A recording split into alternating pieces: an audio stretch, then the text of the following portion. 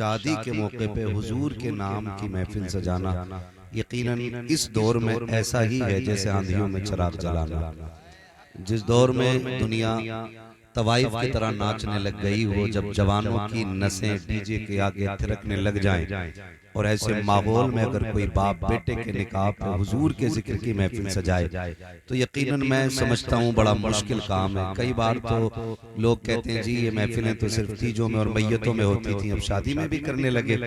तो मैं इनकी जानिब से एक जवाब देता हूँ कि हमारा अपना एक उसूल है कि मरने की तरफ देख न जीने की तरफ देख, जब चोट लगे दिल को मदीने की तरफ देख।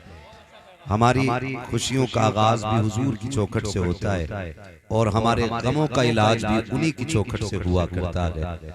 वाहिद हम वो कौम है जमीन पर कि जो अपने दुख और सुख में अपने नबी ही को याद किया करते हैं, नबी ही को याद किया करते हैं। वरना हमने वो लोग भी देखे हैं, जरा से टके भर की दौलत आ गई ना तो फिर सबसे बड़ा डीजे करके आ रहा और कह रहा मौलाना देखियो इलाके में ना नाम हो जावे, दीवारें हिल जाएंगी, दीवारें ऐसा बजेगा, चल बजा ले बेटे, जिस दिन कब्र में जाएगा ना तो अल्लाह सातों तबक खिला देगा तबक।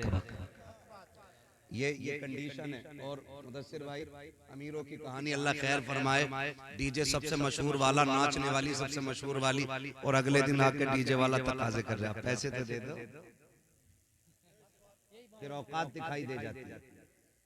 फिर औकात, और सही बताऊं जो फजूल खर्ची में पैसा खर्च करते हैं ना वो लड़ाते हैं जाकर के इमाम से निकाह पढ़ाने। क्या तुम्हारे यहाँ 5 चल रहे हैं? तुम नए इमाम हो, हमारे यहाँ तो 2500 में पढ़ा। ये कंडीशन है, ये कंडीशन। मैं मशवरा देना चाहता हूं, हम और हमारा काम बताना है, अमल कराना नहीं। अमल वही करता है जिसे रब तौफीक देता है, और ये कुरान की निस्बतों की बरकत है जो आप शादी के वक्त हुजूर के जिक्र की महफिल में बैठे। इस घर से ताल्लुक मुफ्ती मुदस्सिर हुसैन साहब का और बाकी उलमा का भी है, और फिर खुद घर का मालिक हाफिज कुरान, ये कुरान की बरकत है आप देखें, और बेटा भी हाफिज कुरान है शानिब। तो माशाल्लाह ये भी पढ़े मदरसे में, वसीम भाई भी पढ़े हैं, तालीमी इब्तदाई दौर में इन्होंने हासिल की है।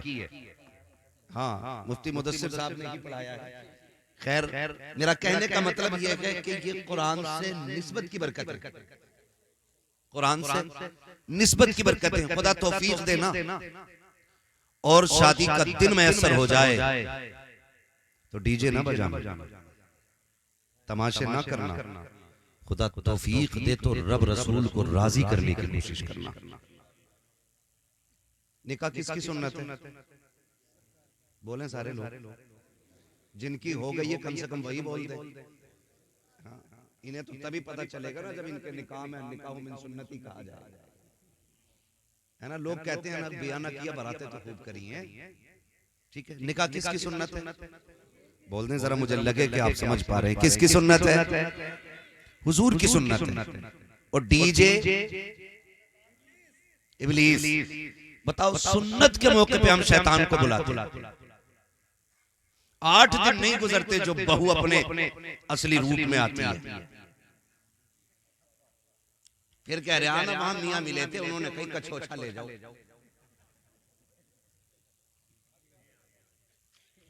हाँ सही कह रहा हूं मैं, कचौचा ले जाओ, वहां नीर का पानी पिलाया भी, नहलाया भी, लगाया भी, हुआ कुछ नहीं। क्योंकि भूत उनके उतरते जिन पे चढ़ा करते, जो खुद भूत नहीं होती है उनके भूत नहीं उतरा कर। ये मैं आपको बता रहा हूं, ये बेबरकतियां होती हैं, इनसे कोई नतीजा नहीं होता। अब सभी की एक तमन्ना है, सुना है आप हर आशिक के घर तशरीफ लाते, मेरे घर में भी हो जाए चरागा, चरागा। हाँ पक्के बरेल भी बैठे माशाअल्लाह, मेरे घर में भी हो जाए चरागा या रसूल अल्लाह। लेकिन हमने हुजूर को बुलाया कब? खाली कही तो दिया, मेरे घर में भी हो जाए चरागा या रसूल अल्लाह। लाइक भाई हमारी कौम नाद पे मचलेगी भी, और मचलना चाहिए, क्योंकि नात का ताल्लुक इश्क से है, इश्क से है। वो किसी प्रोफेसर ने भी लिखा था और कहा था कौमे मुस्लिम की हुजूर से मोहब्बत का आलम ये है। बात अगर हुजूर की इज्जत और अजमत की आए ना, तो जहां नमाजी हुजूर के लिए निकलता है ना, तो वहां बेनमाजी भी रोड पे हुजूर के लिए निकल आते हैं। जहां जुब्बा और दस्तार वाले हुजूर के लिए निकलते हैं, वहां इस कौम के बेदाढ़ी वाले भी निकल आते हैं। का इसी हालत को देख के अंग्रेज परेशान है। का अभी हम तो किसानों के सीने से इश्क रसूल नहीं निकाल पाए, मौलवी के सीने से इश्क रसूल कैसे निकाला जाए? यहाँ क्यों? क्योंकि इसका रिश्ता हुजूर से दिल का है, दिल का। गोया हम कहते हैं हम बेअमल जरूर हैं, लेकिन बेवफा तो नहीं। हम गुनाहगार हैं, लेकिन गद्दार तो नहीं है। हुजूर आपकी अजमत की बात आए, हम लेटे रखे, फिर लानत हो ऐसे लेटने पे। हमारा तो एक ही ऐलान रहता है कि मोहम्मद से वफा, तूने तो हम तेरे, ये जहां चीज है क्या लो हो, कलम तेरे। लेकिन अगर हम अमली मैदान में उतर के फिर भी एक बात आपसे पूछूं, हम कितना बुलाना चाहते हैं? शादी होती है, होती है इधर भी। अरे शादी की महफिल में बैठे डर क्यों रहे हो? हाँ, मैं यहाँ निकाह करा के नहीं भेजूंगा कि अब्बा से पूछ के नहीं आया। होती है ना, होती है। तो उससे पहले जो रस्म रिवाज हमारे हाफिज साहब हैं, लेकिन भाई वो ये है कि हम लोग क्या करते हैं, पहले एक रफ तैयार करते हैं मेहमानों के लिए, रफ। फिर उसमें 4 लोग बैठते हैं, इनमें किसको रखना और किसको नहीं रखना। ये निकाल दे, कहा इसको निकाल दो, इसने पिछली बार दावत नहीं खिलाई। कहा ये कहा इसने हमारे यहाँ बोटी ज्यादा खाई थी, अपने यहाँ बोटी नहीं खिलाई थी, इसको भी निकाल दो। मतलब इस तरह से हम कट करते चले, इसे रखो, ये हमारे घर दावत दे के गया। ऐसे लिस्ट घटती बढ़ती रहती है।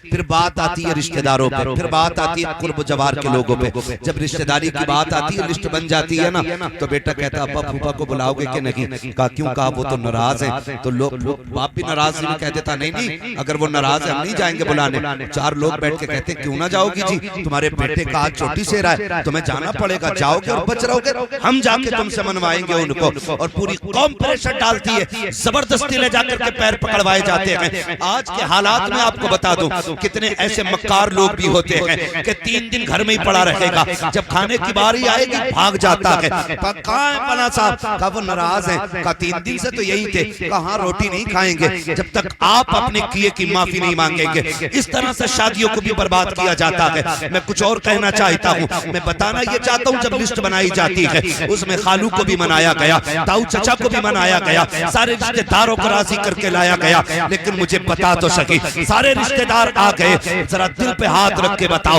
जाके पूरी दुनिया की लिस्ट चेक कर लो, सबसे ऊपर खालू का नाम मिलेगा, मामू का नाम मिलेगा। क्या किसी लिस्ट में सबसे ऊपर हुजूर का नाम मिलता है कि नहीं? आका का नाम होता है कि नहीं? नहीं होता। और यार जो नाराज थे उनको राजी करके ले आए। तुमने हुजूर को लाने का कौन सा तरीका इस्तेमाल किया?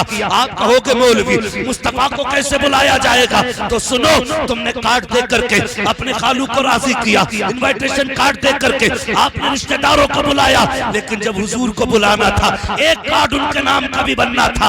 आप कहेंगे कौन सा? मैं ये कहता हूँ, जब हुजूर को बुलाना हो मिलाद की महफिल सजा दे, रहमत के फरिश्ते भी आएंगे, मदीने से मुस्तफा चल के तशरीफ ले आए।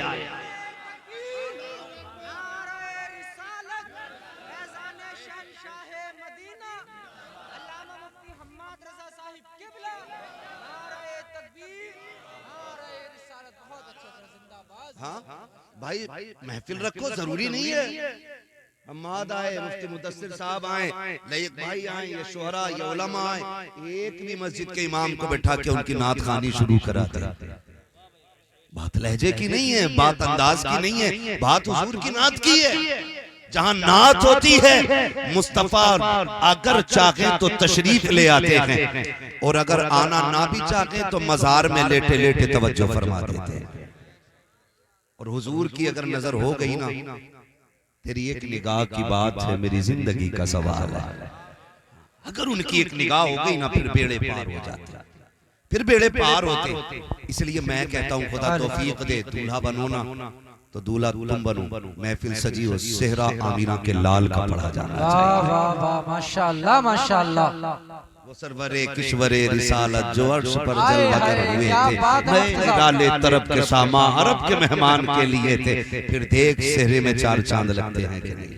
वाह वाह वाह माशाल्लाह। भाई तुम कितनी महंगी रंडी लाके ना चालो, ठीक है, चार बंदे तज़किरा करेंगे, लेकिन जिसकी शादी में हुजूर की बातें होती है ना, उसका तज़किरा अर्शों पे रखता है।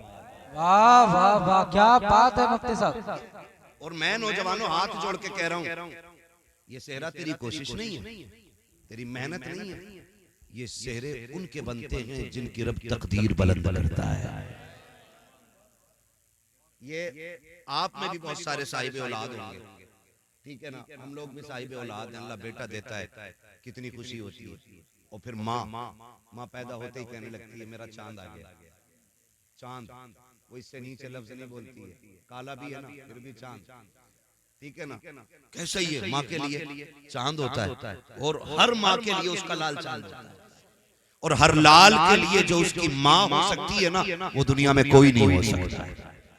ये भी क्लियर है, जो माँ हो जाएगी वो कोई नहीं हो सकता।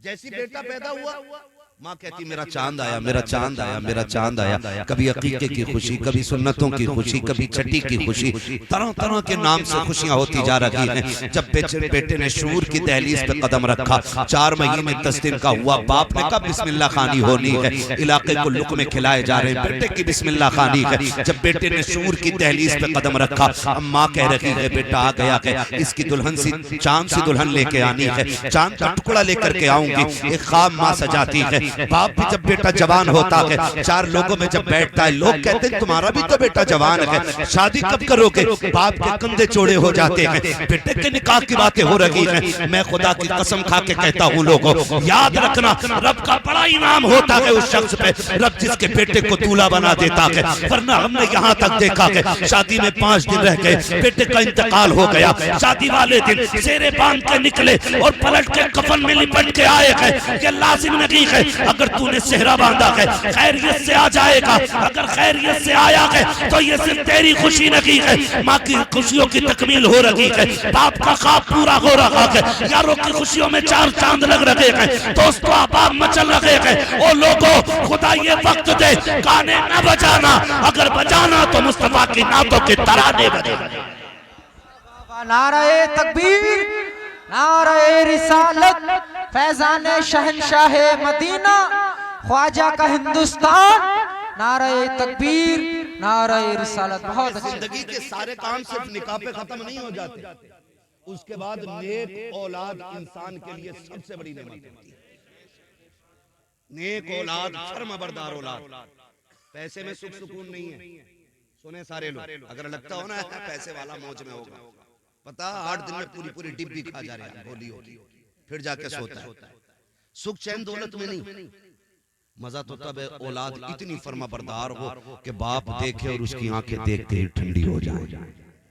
ये सबसे बड़ी नेमत, ये सबसे बड़ी नेमत। अगर औलाद फर्मा बरदार नहीं तो मैं कहता हूं ऐसी औलाद पे लानत है जो माँ बाप की फर्मा बरदार ना। क्या करोगे पूरी जिंदगी का, कोई मतलब नहीं। अगर सुकून दौलत में होता ना तो फिर अमीर 16 घंटे सोता, गरीब 3 घंटे।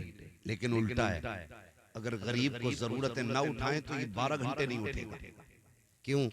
वो कभी गोली नहीं खाता। वो कहा था किसी ने फुटपाथ पे सो जाते हैं अखबार बिछाकर, मजदूर कभी नींद की गोली नहीं खाता। अमीर होना बुरा नहीं है, लेकिन दौलत हजरत उस्मान गनी वाली होनी चाहिए, फिरौन वाली नहीं, शद्दाद वाली नहीं, हामान वाली नहीं। दौलत उस्मान गनी वाली होनी चाहिए जो रब रसूल के रास्ते में लगती रहे। और हम तो कहते हैं, मैं नौजवान बैठे, मैं सबसे कहूंगा मेहनत करें और अमीर बने, ताकि आप माँ बाप का बोझ न बने, बल्कि अपने घर वालों का बोझ उठाने के लायक बन जाए। हर नौजवान कोशिश करे। अब तो आग लग गई है, जिधर को निकल जाओ हर कोने पे लिए बैठा, हर कोने पे बैठा। इतनी ठलुई कौम हो गई हमारी, 3 बजे तक जाग रही है, कोई काम भी नहीं है। ठलुए कह रहे दुआ कर दो कोई रोजगार मिल जाए। अगर दुआओं से रोजगार मिलते, ऐसी दुआ करता कि अल्लाह मेरे परिवार को ना मुख्यमंत्री बना। मेहनत भी तो कोई चीज होती है ना यार। तुम पूरी जिंदगी पबजी खेलो और फिर का मौलवी की दुआ से अच्छा रोजगार मिल जाए। जिन्हें रत जगह नहीं आते ना, उनके ख्वाब कभी पूरे नहीं होते। ख्वाब वही पूरे होते हैं जो जागते हुए देखे जाते हैं। सोते हुए देखे जाने वाले ख्वाब कभी पूरे, कभी सोते हुए ख्वाब देखे जाने वाले पूरे नहीं होते, नहीं होते। ख्वाब वही पूरे होते हैं जो जागते हुए देखे जाते हैं। अभी भी निकल के आ रहे ना, हर कोने पे बैठा, ईद निकली है ना अभी, हर कोने पे मोबाइल लिए, हर कोने पे। हाथ जोड़ के कहता हूं निकलो इससे और इतने आगे बढ़ो, इतने आगे बढ़ो कि लोग देख के कहें कि हुजूर की उम्मत में भीख मांगने वाले कम नजर आते हैं और लोगों को भीख देने वाले ज्यादा नजर आया करते हैं। ये कैसी उम्मत बने, मजबूत उम्मत बने। इब्तिदाई दौर इस्लाम का आप देखें, एक खजूर खा करके रोजा रख लेते थे और उसकी गुठली मुंह में डाल करके इफ्तार करते थे। ये दौर इस्लाम पे गुजरा है। लेकिन फिर हजरत फारूक आजम का दौर आया, फिर इस्लाम ने करवट बदली है, तो फिर पूरे मदीने में कोई ज़कात लेने वाला नहीं मिलता था। ये दौर भी इस्लाम ने देखा, लेकिन वो जवान ठलुए नहीं थे, निकम्मे नहीं थे। इस्लाम के लिए जंगे भी लड़ना और बच्चों के लिए हलाल कमाई के लिए कोशिश भी करते रहे, कोशिश भी करते रहे। आज तो वो क्या कहते हैं, शॉर्टकट कह रहे ऐसा रास्ता मिला है 10 पे 70 दे रहे, रातों रात अमीर होने के ख्वाब। अब तो वो क्रिकेट चल रहा है ना, ड्रीम 11,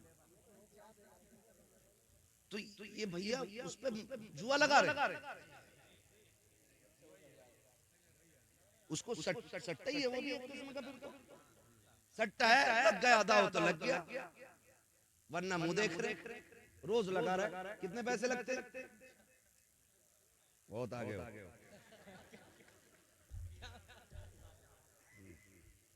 ठीक है, मैं आपको बताना चाहता हूं, हमारे 1 रुपए की वैल्यू जानते हैं आप?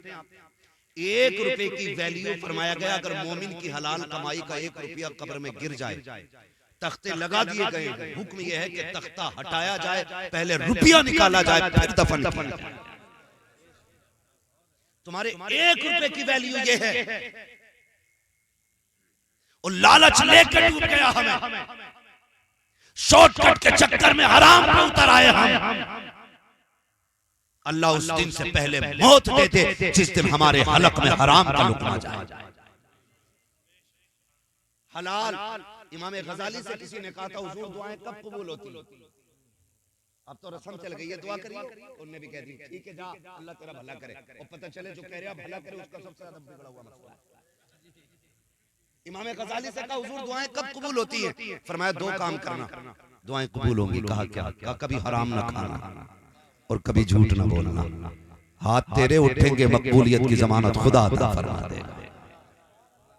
ये 2 काम करने थे, लेकिन हम शॉर्टकट के चक्कर में निकल गए। इससे भी शॉर्ट